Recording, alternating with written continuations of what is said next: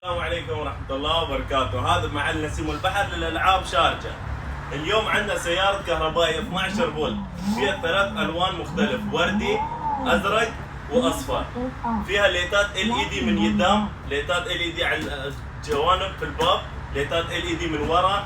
فيها كرسي جلد، تواير ربر، تقدر تسوقها بالريموت وبغير ريموت.